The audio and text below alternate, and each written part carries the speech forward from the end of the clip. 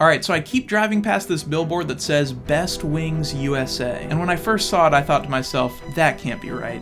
Right here in my backyard? I recognize that it could be a world's best cup of coffee situation like in Elf. You did it! Congratulations! World's best cup of coffee. But I wasn't willing to take that chance. I needed to put that billboard's claim to the test myself. So tonight on the Studio Review, I begin my quest for the best wings in the United States of America. So the restaurant in question is called Quaker Steak and Lube, and I'd heard of it before, but I didn't really know what it was. The internet says it started out of abandoned gas stations after the 1973 oil crisis as a cook-your-own steak restaurant. I'm not sure what that's supposed to mean. Maybe like reverse teppanyaki? I don't know. There are currently 42 locations, and this one is located at a truck stop off of I-81. So I set off for the restaurant and was immediately blown away by the theming. First off, music absolutely blasting outside. Actual cars and motorcycles hanging all over. A giant room that was closed off, but I assume is used for like events and stuff. I'm just saying the quality of decor did not match the vibe. There were like 5 people in there total, so it felt pretty empty and kind of sad. That's okay though, no time for sadness because I was on a quest. It was time to order the wings. I decided for every restaurant that I visit on this quest, I'm gonna order a classic buffalo wing, the spiciest wing they have, and then a third like fun flavor. So I ordered the mild, the classic beginner's buffalo style wing sauce, the golden garlic,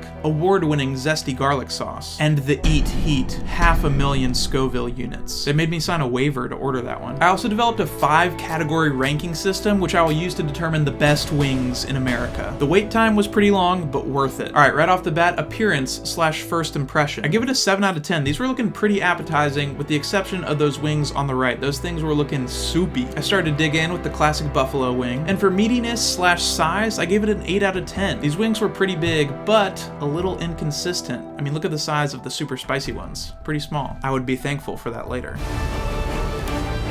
Next, for texture and tenderness, I give it an 8.5 out of 10. These wings were both slightly crispy on the outside, which is good, and they were tender and fell off the bone on the inside. Now for the sauce flavor, I would say decent, but like nothing to write home about, so I was thinking 7.5. As a side note, some of the sauce started to get into a hangnail and really started to sting. That made me like really nervous for the spicy one. Before I finalized the sauce flavor score, I wanted to try the other flavors as well, so I moved on to the garlic wing. And as I bit into it, I'm like, man, this is not spicy at all. I thought it was supposed to be a huge step up from just the classic buffalo wing. I was like, did I order the right one? So I asked the waitress, and as it turned out, I got them mixed up. The one that I tried first was the garlic one, and the soupy one was the classic buffalo. So that bumped my sauce rating all the way down to a 6.5. The buffalo's gotta be like your signature wing. You can't screw that up. And then I moved on to the Eat Heat.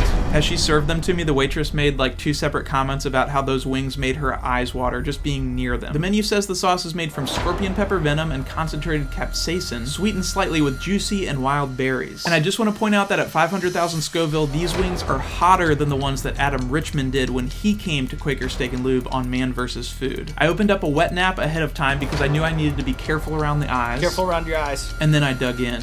Okay, first reaction, super spicy. They have a sweetness to them, almost like a jam. That must be the berries. And then after that, just pain. Runny nose, watering eyes, sweating, lips burning. And around that time was when I remembered that this type of hot sauce is bad on the way in, but even worse on the way out. Seriously regretting my decision to include the spiciest wing in this quest. Silver lining in all of this, I did not get any of the sauce in my hangnail. I was able to get some temporary relief while I was drinking soda, but as soon as I stopped, the pain returned. My whole tongue and mouth just burned whenever I exhaled. About 5 minutes after finishing the second wing was when I felt like it was finally starting to tone down, and then it just came back with a vengeance. When she first brought out the wings, the waitress brought me sugar packets because she said that that helps. So I was like, does it? And as it turns out, no. Or maybe marginally at best. So I just sat there weeping alone in this restaurant, and I thought to myself, I might throw up. She kept bringing me sodas, so that was a plus. Finally, the pain did subside, and it was time to give a rating for the final category, which is my overall experience with the wings. So for that, I would say 8 out of 10. I mean, I really liked the wings. I just wish they cost less. I would say the wings felt similar to Buffalo Wild Wings, but maybe a slightly higher quality. This doesn't factor into the rating, but in my mind, I was like, man, this place is really underrated, at least compared to my initial perception of it. So Quaker Steak and Lube's total score out of 50 was 38. I think I'm definitely gonna come back, but probably on Tuesdays or whenever they're doing some sort of promotion. So,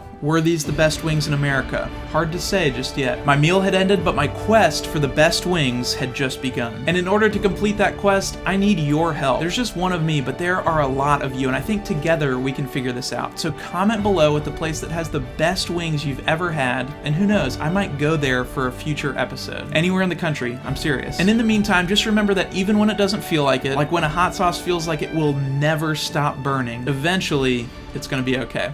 I'll see you soon.